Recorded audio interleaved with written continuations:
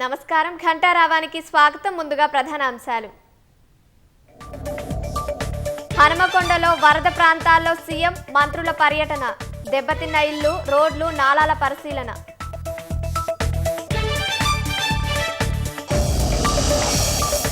వరద బాధితులను పరామర్శించిన సీఎం రేవంత్ రెడ్డి. ప్రభుత్వం అన్ని విధాల అండగా ఉంటుందని భరోసా.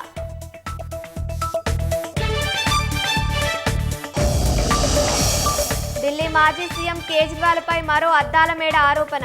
చండీగఢ్లో ఉన్న భవనం ఫోటోను ఎక్స్లో షేర్ చేసిన బీజేపీ.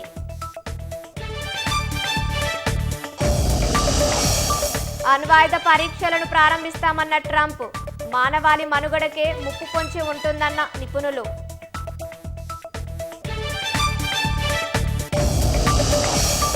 ఉక్రెయిన్పై పోరు తీవ్రతరం చేసిన రష్యా. సుమీ ప్రాంతంపై 145 డ్రోన్లు, బాలిస్టిక్ క్షిపణితో దాడి.